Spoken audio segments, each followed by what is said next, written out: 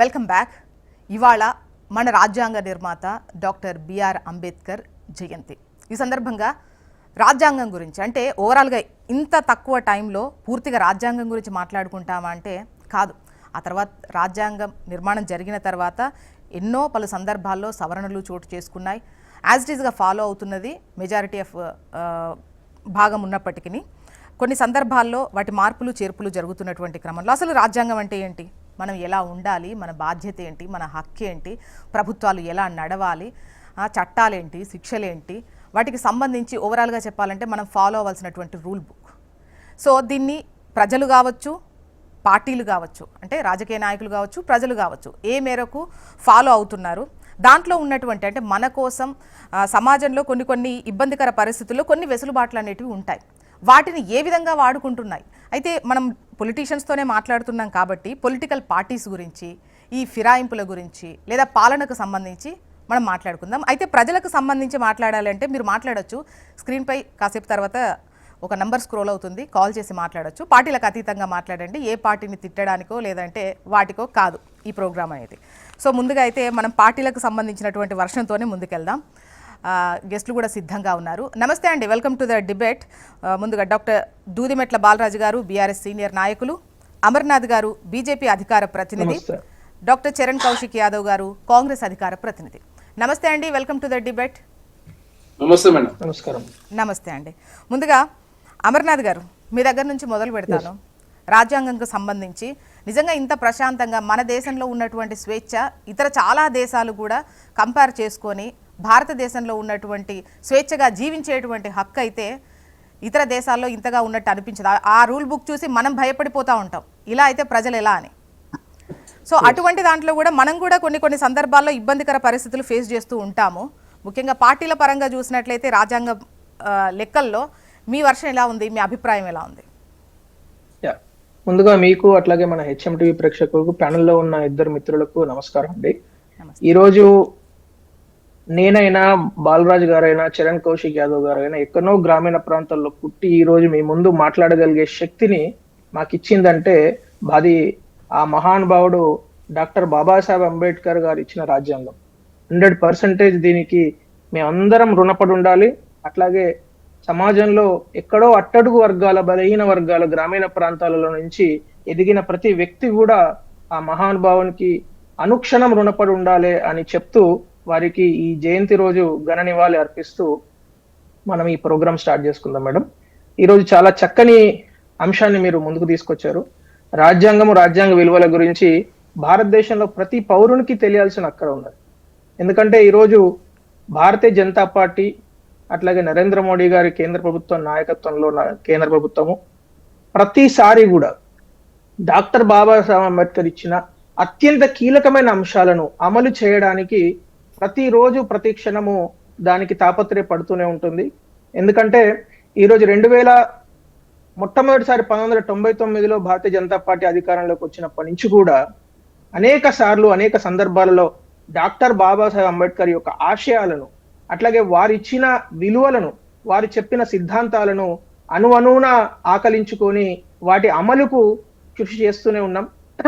దానిలో కొంతవరకు ముందుకు సాగామని అనుకుంటున్నాం. యాజ్ ఎ కంట్రీ నేనేమంటున్నానంటే, యాజ్ ఎ భారతదేశ సమాజము, ఎంటైర్ సమాజము, వారు ఏదైతే విజన్ ఇచ్చారో మనకు, అంబేద్కర్ గారు రాజ్యాంగ రూపంలో మనకు ఒక విజన్ ఇచ్చారో, అంటే ఫర్ ఎగ్జాంపుల్ ఒక 2-3 అంశాలను మనము తీసుకున్నట్టయితే, భారతదేశంలో ప్రతి ప్రాంతాలకు, కులాలకు, మతాలకు అతీతంగా భారతదేశంలో ఒకే రకమైన చట్టాలు అమలు కావాలని భారత రాజ్యాంగ నిర్మాత అంబేద్కర్ గారు చెప్పడము, దాన్ని భారతీయ జనతా పార్టీ కేంద్ర ప్రభుత్వం ఆర్టికల్ 370 రద్దు చేసి అట్లాగే సెక్యులర్ కోడ్ ను తీసుకొచ్చే ప్రయత్నం చేయడము, ఇవన్నీ చూసినట్టయితే మనము భారత రాజ్యాంగం యొక్క విలువలను, భారత రాజ్యాంగం యొక్క స్పిరిట్ ను పూర్తి స్థాయిలో మనము అమలు చేసుకోవడానికి అనేక ప్రయత్నాలు జరుగుతూనే ఉన్నాయి. ఒక భారతీయ జనతా పార్టీ అనే కాదు, 1947లో మనకు స్వాతంత్రం వచ్చినప్పటి నుంచి కూడా 1950లో, ఎందుకంటే ఇది మనం ఒక రకంగా చెప్పాలంటే గోల్డెన్ జూబ్లీ ఇయర్. 75వ రాజ్యాంగం ఏర్పడి, అంటే భారతదేశం గణతంత్ర దేశంగా మారి 75వ సంవత్సరంలో మనము ఉన్నాము. సో ఈ సందర్భంలో ఆ మహానుభావుడు చెప్పిన ఆ విలువలను కానీ, ఎందుకంటే భారత రాజ్యాంగ నిర్మాత డాక్టర్ బాబాసాహెబ్ అంబేద్కర్ గారు ఇచ్చిన విలువలలో ఒక 2-3 మనము ప్రతిసారి అంటే అలాంటి అనేక మందికి స్ఫూర్తినిచ్చే విషయాలు చూసినట్టయితే, మొట్టమొదటి ఏంటంటే చట్టాన్ని పాలన చేయడం. చట్టాన్ని కామన్ మ్యాన్ గా పాలన చేస్తూ ఉన్నప్పుడు ఆటోమేటిక్ గా ప్రభుత్వాలు కూడా, అంటే ఇప్పుడు ఇది వాల్యూ సిస్టమ్ టాప్ డౌన్ ఉంటుంది. అంటే ప్రభుత్వాలు చక్కగా సుపరిపాలన ఇస్తున్నప్పుడు ఆటోమేటిక్ గా కింద ప్రజలు కూడా, ఇప్పుడు మన దేశంలో మనం చాలాసార్లు మాట్లాడుకుంటాం, మన దేశంలోంచి దుబాయో లేకుంటే అమెరికాలో వెళ్తే అక్కడ చట్టాలను 100% ఫాలో అవుతారు, ఇక్కడికి వస్తే మాత్రం రోడ్ల మీద చెత్త వేస్తారు, ఇట్లాంటివి మనం చాలా సందర్భాలలో మాట్లాడుకుంటాం కామన్ మ్యాన్ గా. కానీ ఎందుకు అట్లా జరుగుతున్నది? ఎందుకంటే ఇది చట్టాలు అనేటివి అమలుకు పైనుంచి కిందికి వస్తాయి. అంటే value system is always top down. ప్రభుత్వాలు దాన్ని పాటించాలి. అందు గురించే 2015వ సంవత్సరంలో నరేంద్ర మోడీ గారు ఎర్రకోట సాక్షిగా ఈ రాజ్యాంగ విలువల గురించి చెప్తూ చిన్న చిన్న అంశాలను కూడా వారు వదిలిపెట్టలేదు. స్వచ్ఛ భారత్ లాంటి అంశాలను కూడా తెర మీదకి తీసుకొచ్చి అందరిని ఇన్స్పైర్ చేసే ప్రయత్నం చేశారు. అట్లాగే రెండో అంశాన్ని మనం చూసినట్టయితే సామాజిక సమరసత. అంటే అమర్నాథ్ గారు అంటే బీజేపీ అనే కాకుండా ఈవెన్ కాంగ్రెస్ ఉన్నప్పుడు కూడా కాంగ్రెస్ కూడా ఈ టాయిలెట్ల నిర్మాణానికి వాటికి సంబంధించి స్లాబ్ల వైజ్ గా అమౌంట్ ఇచ్చి అది ఎంకరేజ్ చేసినటువంటి ఉంది. అంటే పార్టీల పరంగానే కదా. 1947 నుంచి నేను మాట్లాడుతున్నా. అంటే ఎప్పుడు కూడా రాజ్యాంగ నిర్మాత డాక్టర్ బాబాసాహెబ్ అంబేద్కర్ యొక్క ఆశయాలను ముందుకు తీసుకువెళ్ళే క్రమంలో కొన్ని ప్రభుత్వాలు చాలా స్పీడ్ గా, కొన్ని ప్రభుత్వాలు స్లోగా తీసుకెళ్లడం జరిగింది అనేది మనం చెప్పుకుంటున్నాం. తీసుకెళ్లలేదు అసలు వారికి సంబంధించిన ఎందుకంటే అది రాజ్యాంగం, అదే స్పిరిట్ కదా మేడం. అది లేకుండా అసలు మనం ఒక అడుగు కూడా ముందుకు వేయలేము కదా, ఏ చట్టాన్ని కూడా మనము తయారు చేసుకోలేము కదా. ఎందుకంటే బేసిస్ మనకు రాజ్యాంగం కాబట్టి. ఈ రోజు మనము అనేక అంశాలలో మనం చూసినట్టయితే, ఇప్పుడు ఈ రోజు మనం ఎస్సీ వర్గీకరణ అంశాన్ని చూసుకున్నా, ఈ రోజు పేపర్ లో మీరు ఇందాక వార్తలు చదువుతున్నారు కదా, ఎస్సీ వర్గీకరణ అంశాన్ని చూసుకున్నా అది హెటరోజీనియస్ కాదు, అది హోమోజీనియస్ కాదు, హెటరోజీనియస్ గ్రూప్ అని ఈ రోజు సుప్రీంకోర్టులో దానికి సంబంధించిన జడ్జిమెంట్ వచ్చిన దేని బేసిస్ మీద వచ్చింది? రాజ్యాంగం బేసిస్ మీదనే వస్తుంది. కాబట్టి ప్రతి విషయాన్ని, ప్రతి చట్టాన్ని భారతదేశంలో మనము అమలు చేసుకోవాలంటే 100% ఆ మహానుభావుడు ఇచ్చిన ఆ రాజ్యాంగం యొక్క బేసిస్ మీద నడుస్తుంది. ఈ రోజు భారతీయ జనతా పార్టీ నెక్స్ట్ 12 రోజులు ఆ మహానుభావునికి నివాళులు అర్పిస్తూ ఈ 12 రోజులు అనేక కార్యక్రమాలు తీసుకుంటూ, నిన్న అంబేద్కర్ గారి విగ్రహాల క్లీనింగ్ కార్యక్రమాన్ని నిర్వహించుకున్నాం. ఈ రోజు అన్ని మండల కేంద్రాల్లో అంబేద్కర్ గారికి ఘన నివాళి అర్పించుకుంటాం. అట్లాగే ఒకే ఒక విషయం చెప్పి నేను ముగిస్తాను మేడం. ఈ రోజు భారతీయ జనతా పార్టీ కేంద్ర ప్రభుత్వము అంబేద్కర్ గారి వారి యొక్క విలువలను, వారి యొక్క స్పిరిట్ ను, వారు చెప్పిన అంశాలను, స్ఫూర్తిని రగిలించే క్రమంలో పంచ తీర్థాలను ఏర్పాటు చేసుకోవడం జరిగింది. ఎందుకంటే వారు ఎక్కడైతే పరమపదించారో అక్కడి నుంచి రివర్స్ లో వెళ్ళి వాళ్ళు ఎక్కడైతే పుట్టారో, ఆ తర్వాత ఎక్కడైతే చదువుకున్నారో, ఆ తర్వాత ఎక్కడైతే వారు రాజ్యాంగాన్ని రూపొందించారో, ఎక్కడైతే వారు పరమపదించారో, ఇట్లా ఈ 5 కేంద్రాలను, లండన్ లో ఉన్న కేంద్రంతో పాటుగా 5 కేంద్రాలను పంచతీర్థాలుగా పరిగణలోకి తీసుకొని దాన్ని అభివృద్ధి చేయడం జరిగింది నరేంద్ర మోడీ గారు. ఆ అభివృద్ధి క్రమంలో కూడా మీరు చూసినట్టయితే అనేక మందికి, యువతకు ఏదొక స్ఫూర్తి కేంద్రాలుగా మారిపోయినాయి ఆ 5 కేంద్రాలు కూడా. సో ఈ రోజు అనేక మంది అక్కడికి సందర్శించడం ఇది కూడా మనం చూస్తున్నాం. ఓకే, బాలరాజు గారు నమస్కారం. నమస్తే అండి. ముందుగా మీకు, అదేవిధంగా హెచ్ఎంటీవీ ప్రేక్షకులకు, ప్యానెల్ పెద్దలు అమర్నాథ్ గారికి, అదేవిధంగా చరణ్ కౌశిక్ గారికి నమస్కారం. ప్రధానంగా మేడం, డాక్టర్ బాబాసాహెబ్ అంబేద్కర్ రచించినటువంటి రాజ్యాంగం ఈ రోజు భారతదేశ ప్రజలకే కాదు, ప్రపంచానికి ఒక దిక్సూచిగా ఒక అద్భుతమైనటువంటి రాజ్యాంగాన్ని, ఆ రాజ్యాంగంలో పౌర హక్కులు కావచ్చు, మహిళా హక్కులు కావచ్చు, కార్మిక హక్కులు కావచ్చు, ప్రతి అంశాన్ని స్పృశించి ఈ భారతదేశం భవిష్యత్తులో ఎలా ఉండాలి, ఆ భారతదేశంలో నివసిస్తున్న ప్రజలకు ఏ అవసరాలు, ఎట్లా ఏ హక్కులు కావాలనేటువంటి ఒక అద్భుతమైన రాజ్యాంగం ఇచ్చినటువంటి డాక్టర్ బాబాసాహెబ్ అంబేద్కర్ జయంతి సందర్భంగా తెలంగాణ ప్రజలకు కాదు, యావత్ మంది భారతదేశ ప్రజలందరికీ కూడా శుభాకాంక్షలు తెలియజేస్తూ ఆ మహానీయునికి భారత రాష్ట్రం తరపున నివాళులు అర్పిస్తా ఉంది. ప్రధానంగా ఇవాళ మనం చర్చించుకోవాల్సింది డాక్టర్ బాబాసాహెబ్ అంబేద్కర్ రాజ్యాంగం రాసిన సందర్భంలో ఇవాళ ఈ ఈ ఈ అనేక సంవత్సరాల కాలంలో స్వతంత్ర భారతదేశంలో అనేక సార్లు సవరణలకు గురైంది. ఆ సవరణలు ప్రజా హక్కుల కోసం అయినవా, ప్రజల యొక్క ఆకాంక్షల కోసం అయినా అనే దాన్ని అటు అంశంగా ఉంచితే, ఇలా ప్రధానంగా రాజ్యాంగాన్ని అమలు చేస్తున్నటువంటి ప్రభుత్వాలు ఇవాళ ఎటువంటి ఈ ఉల్లంఘనలకు గురవుతున్న దాన్ని కూడా మనం ప్రధానంగా చర్చించుకోవాల్సి వస్తుంది. ఇవాళ ఒకవైపు గవర్నర్ వ్యవస్థ ఏదైతే ఉందో ఆ గవర్నర్ వ్యవస్థ మీద ఇలా గవర్నర్ వ్యవస్థ మీద ఇలా సుప్రీం కోర్టులు కానీ మరి ఎందుకు బిల్లులు ఆపుతురని చెప్పేటువంటి పరిస్థితి తీసుకొచ్చినాం. అదేవిధంగా ఇవాళ రాజ్యాంగాన్ని ఉల్లంఘిస్తూ ఇలా సిఎస్కే కోర్టులు ఇలా తెలంగాణ రాష్ట్రంలో ఎస్యు భూముల పైన ఇచ్చేటువంటి పరిస్థితి కనపడతా ఉంది.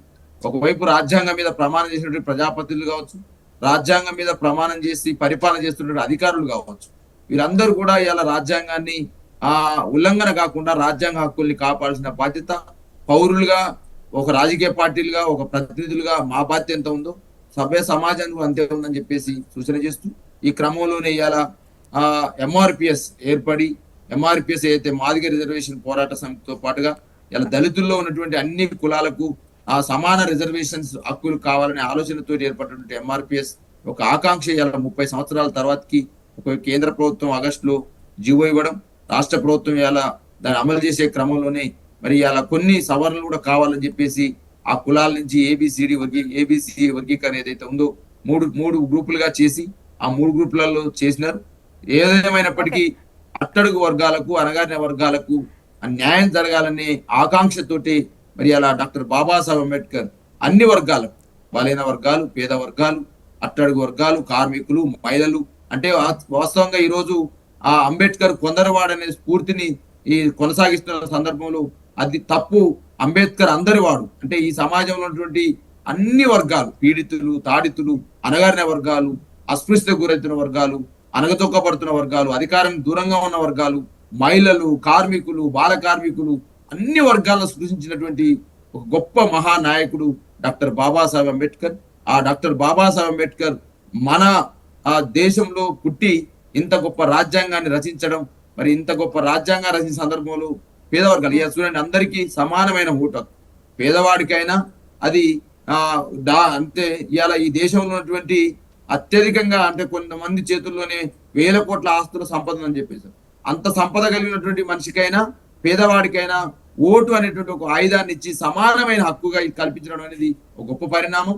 అదే క్రమంలో అందరికీ విద్య కావాలను, విద్య ద్వారా మాత్రమే ఇలా మహాత్మా జ్యోతిరావు పూలే స్ఫూర్తిగా తీసుకొని విద్య లేక వివేకం లేదు, వివేకం లేక జ్ఞానం లేదు, జ్ఞానం లేక సంపద లేదు, సంపద లేకపోవడం వల్లే ఈ అణగారిన వర్గాలు దూరంగా ఇవాళ అధికారాన్ని దూరంగా ఉండని చెప్పేసి మరి మహాత్మా జ్యోతిరావు పూలే స్పృశించిండ్రు.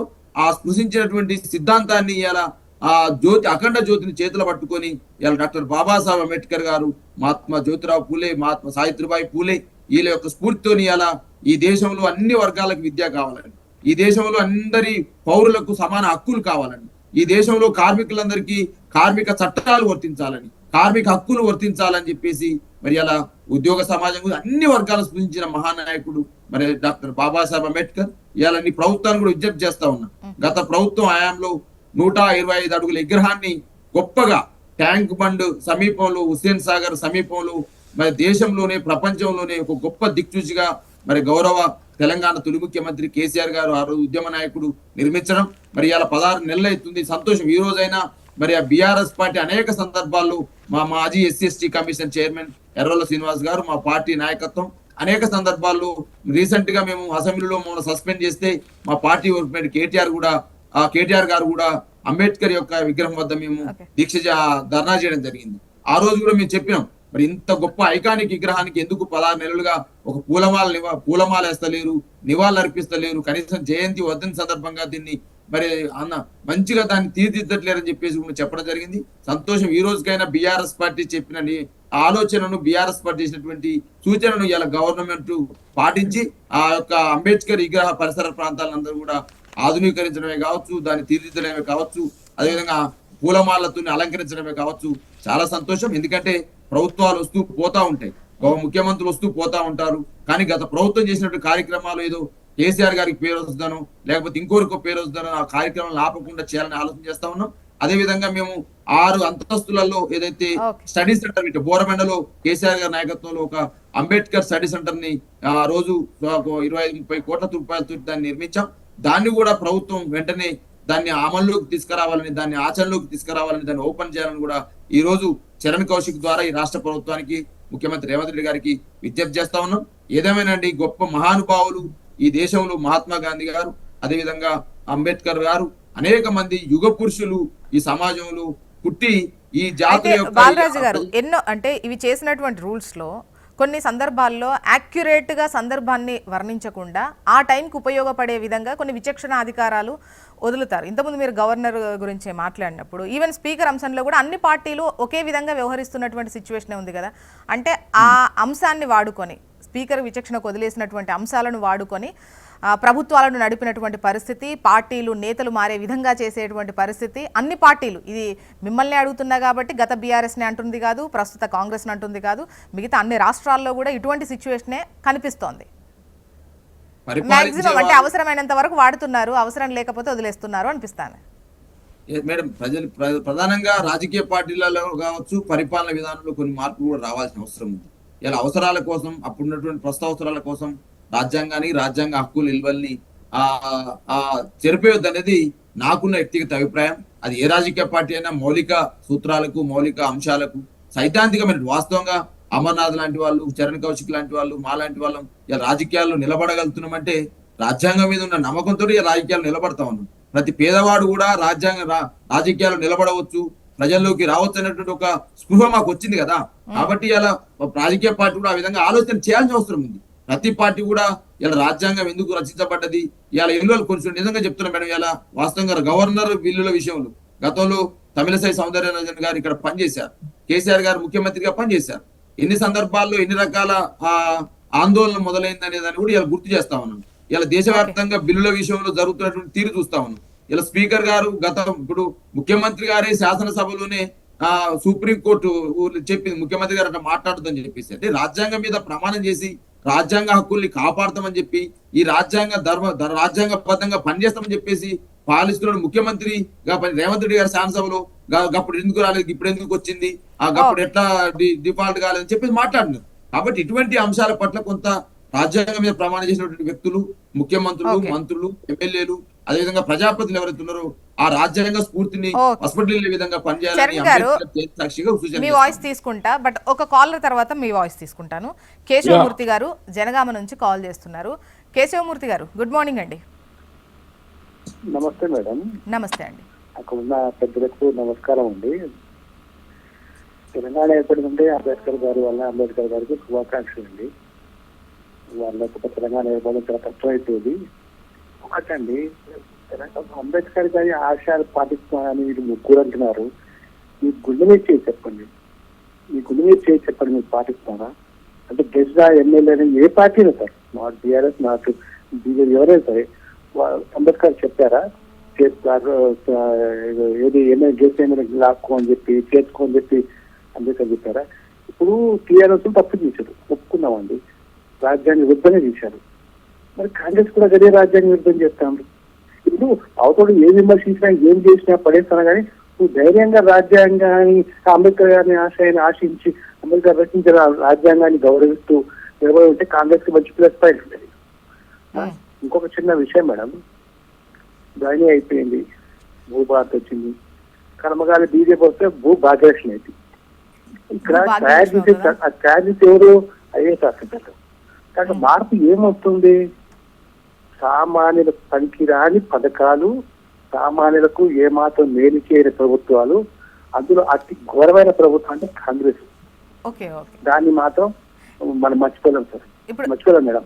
ఓకే, కేశవమూర్తి గారు, అంటే పార్టీల పరంగా అనేది కాకుండా ఏ పార్టీలకు వాళ్ళ ఇది ఉంది కదా, ఈవెన్ ఇంతకుముందు మాట్లాడుకున్నది కూడా పార్టీలకు సంబంధించి అనేది కాకుండా ముఖ్యంగా మీరేమనుకుంటున్నారు? Maybe live phone call drop అయినట్టుంది. ఓకే, చరణ్ గారు మేడం, మీరే చెప్పాలి.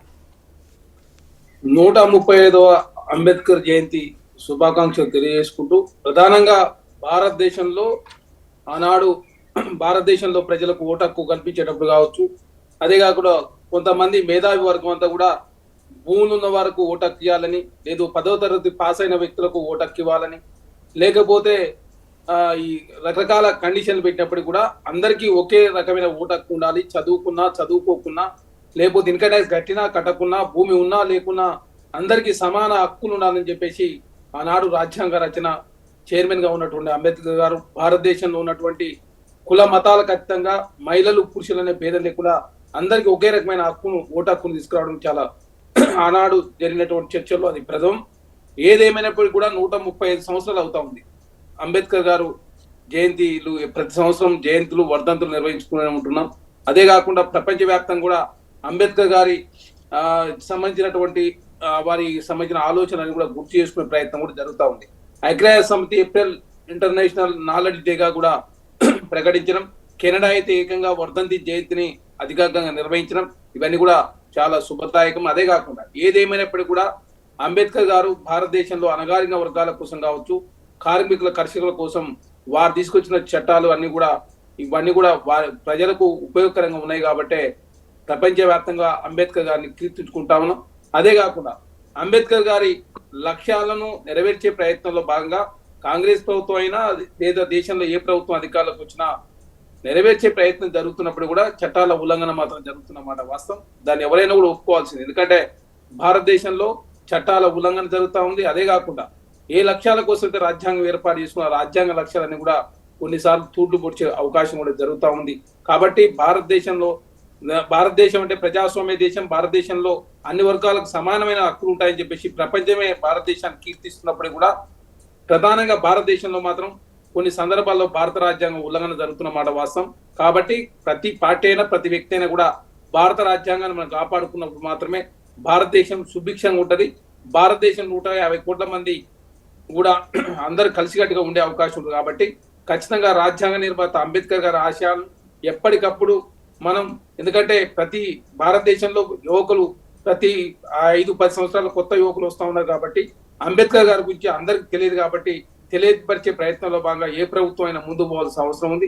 అదే కాకుండా రాజ్యాంగం కావచ్చు, అదే కాకుండా పేద వర్గాలకు ఇచ్చిన హక్కులను కాపాడినప్పుడు మాత్రమే ఈ దేశం సుభిక్షంగా ఉంటుంది. అనవసరంగా సౌత్ అని, నార్త్ అని, లేదు ఉన్నత వర్గాలు లేని వర్గాల నుంచి రకరకాల జాతుల మధ్య వైర్యం కూడా క్రియేట్ అయ్యే అవకాశం. కాబట్టి అందరూ కూడా అంబేద్కర్ ఆశయాలను రక్షించే ప్రయత్నంలో ముందుకు పోతే మాత్రం దేశం ఎప్పటికైనా సుభిక్షంగా ఉంటుంది. ఖచ్చితంగా భారతదేశం చూసి ప్రపంచ దేశాలను కీర్తిస్తున్నప్పుడు కూడా భారతదేశంలో కొంత చిన్న చిన్న మనస్పర్ధలు కావచ్చు, వర్గాల మధ్య జాతుల మధ్య కొంత వైరం వేరే అవకాశం. కాబట్టి ఇవన్నీ కూడా సరిదిద్దాల్సిన అవసరం పార్టీల మీద ఉంది, వ్యక్తుల మీద ఉందని చెప్పేసి పూర్తి విశ్వాసం వ్యక్తం చేస్తాం. ఓకే, కాలర్ ఉన్నారు శ్రీనివాస్ గారు హైదరాబాద్ నుంచి. శ్రీనివాస్ గారు. మేడం నమస్తే. అక్కడ ఉన్న ఛానల్లో ఉన్న పెద్దలందరూ కూడా నమస్కారం. నమస్తే అండి. అంబేద్కర్ 135వ జయంతి సందర్భంగా శుభాకాంక్షలు అందరికీ. నేను Telangana real estate suffer association president madam. ఇక్కడ తెలంగాణలో భూభారతి తెచ్చారు, అన్ని పార్టీలు మారుతున్నాయి, భూభారతి వస్తుంది, అన్ని రకరకాలుగా ఒక రాజకీయ పార్టీలు మారినప్పుడల్లా ఒకటి మార్పు ఉంటుంది. కానీ పేదవారికి జరిగేది మాత్రం అన్యాయము. ఇక్కడ హైదరాబాద్ లో కానీ తెలంగాణ ఉన్న 33 జిల్లాల్లో రైతాంగానికి కానీ సామాన్య బడుగు బలైన వర్గాలకు ఏం జరుగుతుందంటే, ఈ ప్లాట్లు ఒకడు కొనుక్కుంటే కష్టపడి కొనుక్కున్న ప్లాట్లు మొత్తము డబుల్ రిజిస్ట్రేషన్లు, కొన్నదాన్ని మళ్ళీ వాళ్ళే ఒక అమ్మిన వాళ్ళు మళ్ళీ వాళ్ళే అమ్ముతారు, మళ్ళీ వాళ్ళు పొజిషన్ పోతారు. ఇలాంటి చాలా ఇబ్బందులు ఉన్నాయి. నేను గవర్నమెంట్ చెప్పేది ఏంటంటే, ఇప్పుడు ఒక టోల్ ఫ్రీ నెంబర్ పెట్టారు. ఏంది, మన సైబర్ నేరాలకు టోల్ ఫ్రీ నెంబర్ పెట్టారు. దాని ద్వారానే బెట్టింగ్ యాప్లకు టోల్ ఫ్రీ నెంబర్ పెట్టారు. ఈ వేదిక ద్వారా నేను ఏం చెప్తుంటే, మీ టీవీ ముఖంగా దీనికి కూడా ఒక టోల్ ఫ్రీ నెంబర్ పెట్టి సమస్య అనేది ఎంత జటిలంగా ఉందనేది అర్థమవుతుంది. నేను చాలా పోరాటాలు చేస్తున్నా దీని మీద. గవర్నమెంట్ ఒకటే చెప్తున్నా, దీని మీద టోల్ ఫ్రీ నెంబర్ చెప్తే సామాన్యులు బడుగు బలైన వర్గాలే నష్టపోతున్నారు. కానీ వీళ్ళంతా డబ్బులు సంపాదించుకొని ఎక్కడెక్కడో మళ్ళీ అంటే మీరు ఏం చెప్తున్నారు, భూభారతి దీంతో కన్ఫ్యూజన్ ఉంది అంటున్నారా? గతంలో ఇబ్బంది జరిగింది అంటున్నారా శ్రీనివాస్ గారు? జరుగుతుంది.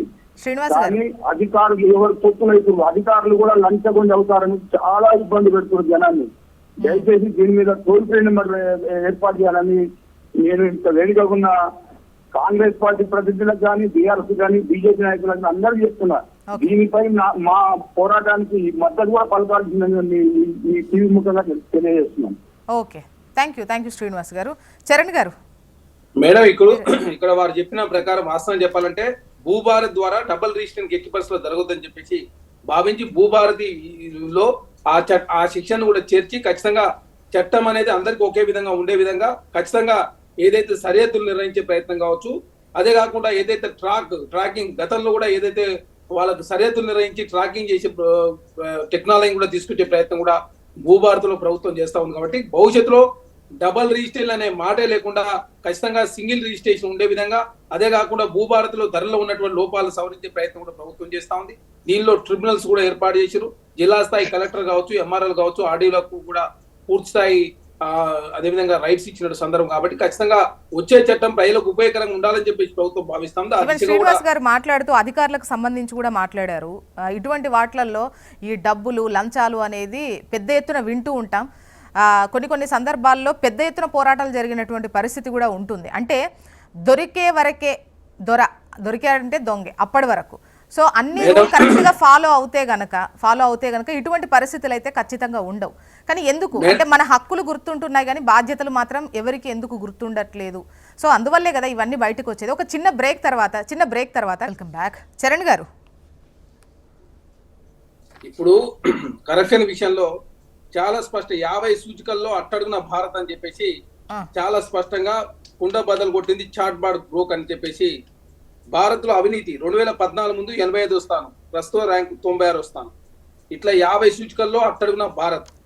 మీరు ఏ విషయాన్ని చెక్ చేసుకోండి. కాలుష్య కూరల్లో భారత్, పాకిస్తాన్, బంగ్లాదేశ్ తర్వాత భారత్ 3వ స్థానంలో ఉంది. అదే కాకుండా టాప్ 10 నగరాల్లో, కాలుష్య నగరాల్లో భారతదేశం ఉంది. స్వచ్ఛ భారత్ అని చెప్పేసి వేల కోట్ల రూపాయలు భారతీయ జనతా పార్టీ ఖర్చు పెట్టినప్పుడు కూడా ప్రయోజనం శూన్యం. ఈ అవినీతి విషయంలో కూడా కేంద్ర రాష్ట్ర ప్రభుత్వాలు అందరూ కూడా కలిసి పనిచేయాల్సిన అవసరం లేదు. ఎందుకంటే వస్తున్న మార్పుల ఆధారంగా చట్టంలో మార్పులు చేసి మొత్తం ఆన్లైన్ దిశగా ప్రయాణిస్తే తప్ప ఈ కరప్షన్ మనం కంట్రోల్ చేయలేము. ఎందుకంటే ఇది తెలంగాణ, ఆంధ్ర, భారతదేశం కాదు.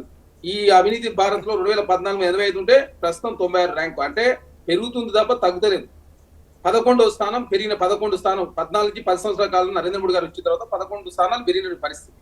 కాబట్టి ఏ రంగమైన చూడండి, సురక్షిత దేశం 2014లో 65 ఉంటే ప్రస్తుతం 66. లింగ సమానత్వం 2014లో 114 ఉంటే ప్రస్తుతం 129. పత్రికా స్వేచ్ఛ 140 ఉంటే ప్రస్తుతం 159. ఆకలి సూచి 2014 55 ఉంటే ప్రస్తుతం 105. పౌర స్వేచ్ఛ సూచి 2014 27 ఉంటే ప్రస్తుతం 47. ఆనందదాయ దేశాల్లో 2014లో 111వ స్థానం ఉంటే ప్రస్తుతం 118వ స్థానం. ఏ రంగం తీసుకోండి. పర్యాటక సూచి 2014 155 ఉంటే ప్రస్తుతం 176. పింఛన్ సూచి ఏదైనా చూసుకోండి. 50 సూచిలో అట్టడుగున భారత్ అని చెప్పేసి బీజేపీ పాలన దుర్గ దిశలో దేశం ఆర్థిక, సామాజిక, ఆరోగ్య, ఆకలి, భద్రత, పారిశ్రామిక, దేశ అధోగతి, ద్రవ్యంలో నిరుద్యోగం, ఉత్పాదక, పౌరస్వ సూచీలో అధోపాదం అని చెప్పేసి. కాబట్టి ఇది మేడం ఇక్కడ ఏంటంటే ఎవరైనా కేంద్ర రాష్ట్ర ప్రభుత్వాలైనా ఈ అవినీతి విషయంలో అందరు కలిసిగా పనిచేస్తే తప్ప ఈ సమస్య పరిష్కారం కాదు. ఆన్లైన్ దిశగా ప్రతి రాష్ట్ర ప్రభుత్వాలు ఆలోచన చేయాల్సిన అవసరం ఉంది. ఎందుకంటే ఆన్లైన్ అయితే తప్ప ఈ కరప్షన్ తక్కువ కాదు. కాబట్టి ఖచ్చితంగా ప్రధానంగా తెలంగాణ కావచ్చు, భారతదేశంలో ప్రధానంగా మూల విషయంలో అవినీతి ఎక్కువ జరుగుతున్న మాట వాస్తవం. ఎక్కడ ఒక కాలర్తో మాట్లాడు. రాజయ్య గారు జగిత్యాల నుంచి. రాజయ్య గారు, గుడ్ మార్నింగ్ అండి. నమస్కారం అమ్మా. మీకు ఆ ఛానల్ ఉన్న రాజకీయ నాయకులందరికీ వందనములు. విష్ అంబేద్కర్ జయంతి శుభాకాంక్షలు అమ్మా. అయితే అమ్మా, ఇప్పుడు వారు కోరుకున్న సమాజము నిర్మించాలంటే రాజకీయ నాయకుల యొక్క పాత్ర చాలా ఉందమ్మా. విద్య, వైద్యము వారు ప్రభుత్వ పరంగా ఉండాలన్నారు. రెండవది వారు ఇంకొక మంచి పని ఏం చేసేదంటే చూపించారంటే వారు దాన్ని రాజ్యాంగము ప్రకారంగా ఈ ఓటు హక్కు ఉన్నది, ఇవన్నీ ఉన్నాయి. కాబట్టి వీటికి రాజకీయ నాయకులు వివక్షత లేకుండా అన్ని పార్టీలు, నేను ఒక పార్టీని అంటలేను, చేయవలసిందిగా సవినయంగా ప్రార్థిస్తున్నాను. థ్యాంక్ యూ రాజయ్య గారు, ఫోన్ లైన్లో అందుబాటులోకి వచ్చి మాట్లాడినందుకు. అమర్నాథ్ గారు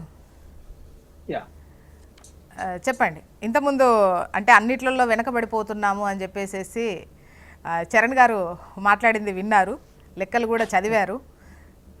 దాంతోపాటు రాజయ్య గారు అన్నది మాత్రం ఒకటి తీసుకోవాల్సిందండి, దేశవ్యాప్తంగా కూడా తీసుకోవాల్సినటువంటి అంశం. అటు ప్రభుత్వాలు మాత్రం ఆ దిశగా వెళ్తున్నాయా అంటే కొన్ని సందర్భాల్లో కాదని క్లియర్గా మాట్లాడవచ్చు, కాదు అని అనేసేయచ్చు. ఎందుకంటే విద్య, వైద్యం పూర్తిగా ప్రభుత్వం చేతుల్లో ఉంటే కనుక ప్రజల దగ్గర కాస్త డబ్బు ఉంటుంది.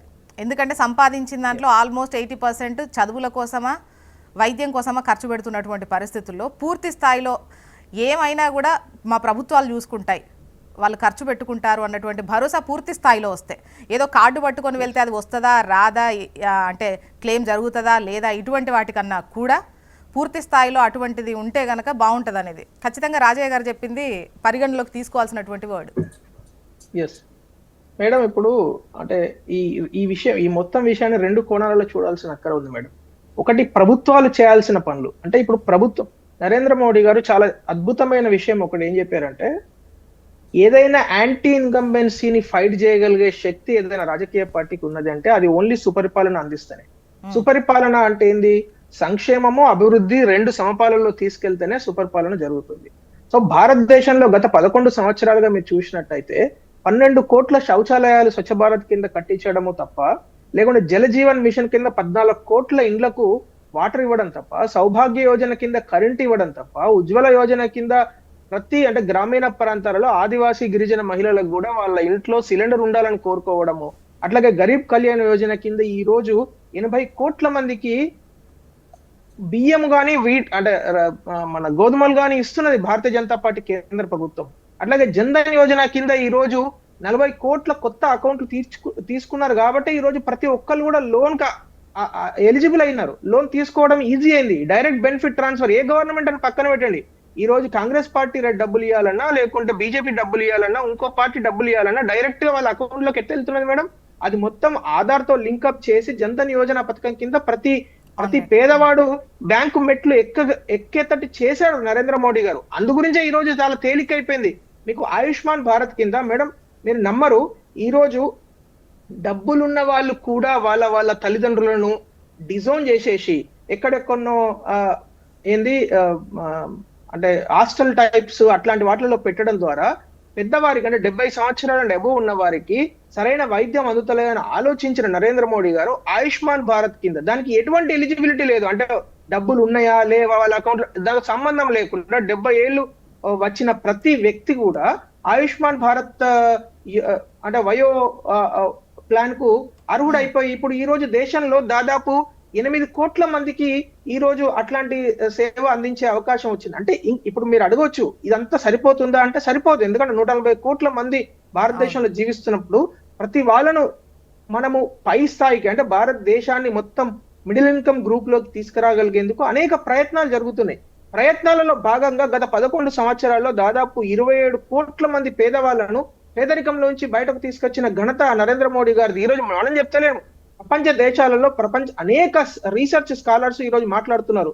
ఈ రోజు మనము నేను ఒకటే ఒక విషయం చెప్తాను మేడం, కరోనా సమయంలో కరోనా లాంటి మహమ్మారి వస్తే అసలు భారతదేశంలో 45 కోట్ల మంది చచ్చిపోతారు, 70 కోట్ల మంది చచ్చిపోతారు, 18 కోట్ల మంది చచ్చిపోతారని జాన్ హాప్కిన్స్ లాంటి యూనివర్సిటీస్ అనేక అప్రోచ్ పేపర్స్ రీసెర్చ్ పేపర్లలో వేసిన తర్వాత కూడా వాళ్ళందరూ అపాలజీ చెప్పి అవన్నీ విత్డ్రా చేయాల్సి వచ్చింది. ఎందుకంటే భారతదేశంలో కరోనా సమయంలో ఎంటైర్ కంట్రీ, నాట్ జస్ట్ ఒక భారతీయ జనతా పార్టీ అనే కాదు, అప్పుడున్న ప్రతి ముఖ్యమంత్రి కావచ్చు, ప్రతి ఎమ్మెల్యే కావచ్చు, ప్రతి రాజకీయ నాయకుడు కావచ్చు, ప్రతి సంస్థ కావచ్చు, ఇన్ని సంస్థలను ఇంతమంది ఇన్ని వ్యవస్థలను స్ఫూర్తి నింపి వాళ్ళందరినీ కరోనాతో ఫైట్ చేసే విధంగా మనం ఒక డైరెక్షన్ లో తీసుకెళ్లడము భారతదేశం యొక్క గొప్పతనం. నేను ఎందుకు చెప్తున్నానంటే భారతదేశం యొక్క గొప్పతనము, భారతదేశము ప్రజాస్వామికంగా, ఇందాక చరణ్ కౌశిక్ గారు ఒక అద్భుతమైన పాయింట్ టచ్ చేశారు. ఏంది అంటే ఓటు హక్కు adult franchise America took 50 years to give adult franchise to women. You know 50 సంవత్సరాలు పట్టింది మహిళలకు ఓటు హక్కు, అంటే పురుషులకు ఇచ్చిన తర్వాత మహిళలకు ఇవ్వడానికి. అనేక దేశాలు ఆ ఓటు హక్కు ఇచ్చే విషయంలో అనేక రిజర్వేషన్స్ పెట్టినాయి. కానీ భారతదేశం is the only country direct గా మొట్టమొదటి రోజు నుంచే కుల మతాలకు అతీతంగా, జెండర్ కు అతీతంగా, ప్రాంతాలకు అతీతంగా ఓటు హక్కు ఇవ్వడం అనేది అది ఓన్లీ అంబేద్కర్ గారి యొక్క చలవే, ఆ రాజ్యాంగం ఇచ్చిన స్ఫూర్తి. ఎందుకంటే అమర్నాథ్ వెంకటేశ్వర్లు గారు ఖమ్మం నుంచి కాల్ చేస్తున్నారు. గుడ్ మార్నింగ్ అండి వెంకటేశ్వర్లు గారు. నమస్తే మేడం. నమస్తే అండి. హలో నమస్తే అండి వెంకటేశ్వర్లు గారు, గుడ్ మార్నింగ్. మేడం, ఇప్పుడు ప్రభుత్వాలు మారినప్పుడల్లా ఈ భూభారతి తోటలు ఏమి మార్చటం, ధరని మార్చటం, ఇవల్ల ఏమైతుందంటే మళ్ళీ ఎంఆర్ఎంకి పోతే రూపాయి లేకుండా పనిచేసే పరిస్థితి మేడం. వాళ్ళు ఊరికే డబ్బులు అడగటం చేయటం ఇది అనుకుంటుంది. అయితే ఇప్పుడు మళ్ళా మేడం ఈ రైతు బంధు కూడా 3 ఎకరాలు 4 ఎకరాల దాకా అంటే ఖరాబే కదా ఇంకేది గారు ఎవరు మాట్లాడలేదు. ఉమ్. నేను ఎంఆర్ఓ ఏఈఓ అని ఎవరిని అడిగితే వాళ్ళు కూడా ఇన్ఫర్మేషన్ ఉంటుంది అసలు. ఉమ్. ఓకే చరణ్ గారు మీరే సమాధానం చెప్పాలి. మేడం, ఒక ఇక్కడ- మాట చెప్పి కన్క్లూడింగ్ పాయింట్ వన్ లైన్ లో చెప్పారా, మనకు మళ్ళీ సమయం అయిపోతుంది. అమర్నాథ్ గారు. I just touch up on the అవినీతి పార్ట్. ఇప్పుడు వారు ఇందాక ముగ్గురు కలర్స్ కూడా అవినీతి గురించి చర్చించారు. అంటే అధికారుల అవినీతి వాళ్ళకి కనబడుతున్నది అనమాట. భారతదేశంలో అవినీతి అనేది ప్రారంభమయ్యేది రాజకీయ అవినీతి. రాజకీయ పార్టీలకు అతీతంగా నేను మాట్లాడుతున్నాను. ఏ రాజకీయ నాయకుడు కూడా ఎప్పుడైతే అవినీతిని మనస్ఫూర్తిగా నేను చెయ్యను అని ఎప్పుడైతే పెట్టుకుంటాడో అక్కడి నుంచి అది డ్రాప్ డౌన్ అయిపోతుంది. మనం ఎక్కడో ఒక ఎంఆర్ఓదో లేకుంటే ఒక తహసీల్దారు కార్యాలయంలో పనిచేసే ఒక ఉద్యోగ అవినీతి గురించి అనేక సార్లు మాట్లాడుకుంటాం కానీ రాజకీయ అవినీతి అనేది చాలా చాలా ఇంపార్టెంట్. రాజకీయ అవినీతి కాకుండా చూడడం ద్వారా భారతదేశంలో అనేక మార్పులు తీసుకురావచ్చు. సరే, అనేక విషయాలు ఉన్నాయి, రిఫార్మ్స్ ఇవన్నీ అవసరము, మనం ఇంత తక్కువ సమయంలో చర్చించుకోలేం. కానీ ఒకే ఒక పాయింట్ ఏంటంటే రాజకీయ పార్టీలకు అతీతంగా అందరు రాజకీయ నాయకులు కూడా 100% వ్యతిరేకించాల్సిన అక్కర ఉన్నది ఏంటంటే రాజకీయ అవినీతి. ఒక్కసారి దాన్ని కరెక్ట్ గా మనము ఒక జెన్యున్ గా ఒక అటెంప్ట్ ఇస్తే మాత్రం 100% భారతదేశంలో చాలా ఎక్కువ శాతం అవినీతిని మనం తగ్గించగలిగిన వాళ్ళం అవుతాం. చరణ్ గారు మేడం, ఇక్కడ ప్రధానంగా అవినీతి విషయంలో మేము ఏమంటున్నామంటే భారతీయ జనతా పార్టీ ఏమంటే ఏమన్నా అవినీతికి మేము వ్యతిరేకం అని చెప్తాం. భారతదేశంలో 2014 ముందు 85వ స్థానం అంటే ఇప్పుడు 96, అంటే 11 స్థానాలు పెరిగినటువంటి పరిస్థితి. కాబట్టి కేంద్ర రాష్ట్ర ప్రభుత్వం ఎవరైనా కూడా మొత్తం వ్యవస్థ అంతా కూడా ఆన్లైన్ అయితే తప్ప, చట్టం పకడ్బందీగా ఇంప్లిమెంట్ చేస్తే తప్ప, రాష్ట్ర కేంద్ర ప్రభుత్వాలు కలిసి పనిచేస్తే తప్ప ఈ అవినీతిని నిర్మూలించలేవు. అవినీతి అన్ని స్థాయిలో ఉండొచ్చు కాకపోతే అవినీతి నిర్మించే ప్రయత్నంలో అందరూ కలిసి పనిచేయాల్సిన ఆధార్ కార్డు లింక్ పెడతారా, లేకపోతే చట్టాన్ని పకడ్బందీ ఇంప్లిమెంట్ చేస్తారా? వెంకటేశ్వర్లు గారు ఒకటి క్వశ్చన్ అడిగారు. అంటే భూభారతి ఇవాళ నుండి స్టార్ట్ అవబోతుంది కదా, అంటే పైలట్ ప్రాజెక్ట్ గా 3 మండలాలు అనుకోండి, తర్వాత June 2 నుంచి రాష్ట్ర వ్యాప్తంగా అమలు చేస్తారు. అయితే వాళ్ళకు ఒక డౌట్ ఉంది, కన్ఫ్యూజన్ కూడా ఉంది. అసలు ఇందులో ఎట్లా ఉంటుంది ఏంటి అనేది, అక్కడికి ఎంఆర్ఓ ఆఫీస్ సంథింగ్ వెళ్తే డబ్బులు కూడా అడిగారు అన్నటువంటిది విధంగా కూడా మాట్లాడుతున్నారు. అది కూడా అవినీతే. అంటే ఈ లెక్కలో మీరు మాట్లాడిన లెక్కల్లో చూస్తే అవినీతి ఎవరు చేసినా అవినీతే. మా ప్రభుత్వమా వేరే ప్రభుత్వమా కాదు, అవినీతి నిర్మించే ప్రయత్నంలో ప్రతి ఒక్క వ్యక్తి కూడా కలిసి పనిచేయాల్సిన అవసరం ఉంది. అదే కాకుండా ఇక్కడ ధరల ప్లేస్ లో భూభారతి ఎందుకు తీసుకొచ్చినంటే ధరలో చాలా అవకతవకలు జరిగి పెద్ద ఎత్తున ప్రజలకు సంబంధించిన భూములను కూడా అన్యాక్రాంతమై ప్రభుత్వ భూములను కూడా ప్రైవేట్ వ్యక్తులు రాపించుకున్నారు. కాబట్టి అట్లాంటి పరిస్థితి రావద్దని చెప్పి ప్రభుత్వం భావించి, అదే కాకుండా డీసెంట్రలైజేషన్ చేసే ప్రయత్నంలో భాగంగా ఎంఆర్ఓలు కావచ్చు, ఆర్డీఓలు కావచ్చు, ట్రిబ్యునల్స్ కావచ్చు, అదే కలెక్టర్ పూర్తిస్థాయి అధికారులు కావచ్చు, ప్రజలకు ఉపయోగకరంగా ఉండాలని చెప్పేసి భూభారతి చాలా లేట్ అయినప్పుడు కూడా వివిధ దశల్లో చాలా పెద్ద ఎత్తున చర్చ చేసి తీసుకున్న నిర్ణయం. కాబట్టి ఖచ్చితంగా భవిష్యత్తులో కొంత తాత్కాలిక ఇబ్బంది అవుతుండొచ్చు కాక భవిష్యత్తులో మాత్రం ఖచ్చితంగా భూ సమస్యలు అన్నిటి కూడా పరిష్కారం లభించాలని ప్రభుత్వం భావిస్తా ఉంది. అదేగా భూ ఆధార్ కూడా ఇచ్చే ప్రయత్నం, ఎందుకంటే ఒక వ్యక్తికి ఆధార్ ఎట్లా ఇవ్వబోతా ఉన్నాం, భూ ఆధార్ కూడా ఇవ్వబోతా ఉన్నారు. సమస్యల పరిష్కారం కూడా కొత్తగా కూడా ప్రభుత్వము అదేవిధంగా ఏదైతే విఆర్ఓలు వ్యవస్థను పునరుద్ధరించుకున్నాం, అదే కాకుండా తెలంగాణ సర్వేల కొరత ఉంటే సర్వేలు కూడా నియమించుకున్నాం, అదే కాకుండా ఆన్లైన్ దిశగా కూడా ప్రభుత్వం ముందుకు పోతా ఉంది. కాబట్టి ఖచ్చితంగా అందరూ కలిసికట్టుగా పనిచేసినట్లయితే ఖచ్చితంగా ఈ ధరణి స్థానంలో వచ్చిన భూభారతి కూడా ప్రజలకు ఉపయోగకరంగా ఉండాలని ప్రభుత్వం భావిస్తా ఉంది. ఆ దిశగా అప్డేట్ చేసుకునే ప్రయత్నం జరుగుతా ఉంది. కాబట్టి ఇది ప్రజలకు ఉపయోగకరంగా ఉంటుంది. మేడం, ఇప్పుడు ప్రధానంగా ఎవరైనా రాజకీయాల్లో కానీ ఎక్కడ కానీ ఇప్పుడు టెలికాలర్స్ మాట్లాడినా కానీ సమాజంలో ఈ భావన ఉన్నది.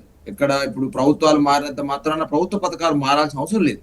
గతంలో ఆరోగ్యశ్రీ ఉంది, దాన్ని రాజశేఖర రెడ్డి గారు ప్రారంభించారు, వారి కాంగ్రెస్ పార్టీ ప్రారంభించారు, ఈరోజు ఇప్పుడు చెప్పుకుంటారు. గతంలో 2 రూపాయల కిలో బియ్యం పథకాన్ని ఎన్టీఆర్ గారు ప్రారంభించారని చెప్పుకుంటారు. కానీ ప్రభుత్వాలు మారినంత మాత్రాన పథకాల పేరుని, పథకాల యొక్క రూపకల్పన మారాల్సిన అవసరం లేదనేది భారత రాష్ట్ర సమితి ప్రధాన వాదన. ఆ క్రమంలో ఇలా దళిత బంధు అండి, డాక్టర్ బాబాసాహెబ్ అంబేద్కర్ జయంతి సందర్భంగా కాంగ్రెస్ పార్టీకి విజ్ఞప్తి చేస్తా ఉంది.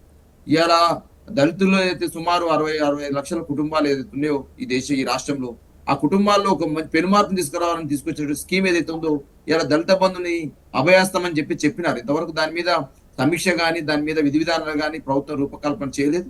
వెంటనే దాన్ని కూడా ఏదైతే దళితుల జీవితాల్లో మార్పు తీసుకొచ్చే ఈ అద్భుతమైనటువంటి పథకాన్ని మీరు ప్రారంభించాలని విజ్ఞప్తి చేస్తా ఉన్నాను. అదేవిధంగా ఇవాళ ఎస్సీ స్టడీ సర్కిల్స్ కానీ, బీసీ స్టడీ సర్కిల్స్ కానీ, అదేవిధంగా గురుకుల పాఠశాల ఎస్సీ ఎస్టీ బీసీ మైనార్టీ వర్గాలు చదువుకునే గురుకుల పాఠశాల కానీ విద్యాశాఖ మంత్రి గారు, ముఖ్యమంత్రి గారు ఉన్నారు. కాబట్టి ఇవాళ దీని పట్ల కూడా సమీక్ష జరగాల్సిన అవసరం ఉంది. ఎందుకంటే ఇలా పేద పిల్లలు చదువుకునేటువంటి గురుకుల పాఠశాలలు ఇవాళ 16 నెలల్లో చాలా రకరకాలైనటువంటి ఏదైతే విషాహారం కావచ్చు, అదేవిధంగా కుక్క కాటులు, పాము కాటులు, ఈ విధంగా ఏదైతే ఆహారం భోజనాలు బాగాలేదు విషయంలో వాంతులు, విరేచనాలు ఇవన్నీ జరుగుతూ ఉన్నాయి. వీటి పట్ల కూడా కొంత ప్రభుత్వాలు ఈ రకమైనటువంటి భావన దృష్టి సారించాలని చెప్పేసి కాంగ్రెస్ ప్రభుత్వానికి విజ్ఞప్తి చేస్తా ఉన్నాను.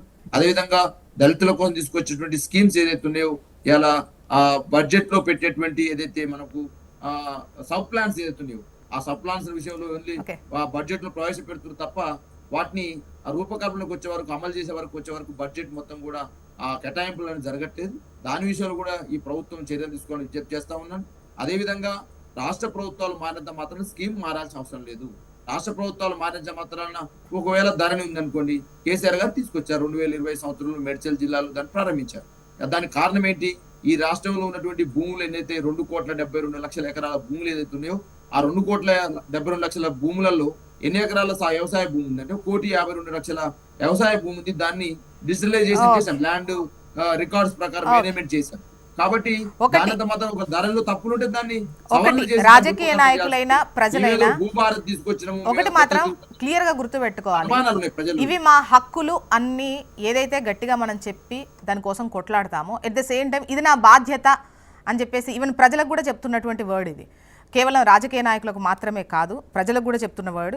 బాధ్యతలను కూడా విస్మరించి చాలా సందర్భాల్లో చూస్తూ ఉంటాం. ప్రజలు తెలివైన వాళ్ళు, ఎట్ ద సేమ్ టైం ఇటువంటి సందర్భాల్లో కూడా మాట పడుతున్నటువంటి పరిస్థితి అయితే ప్రజలకు ఉంది.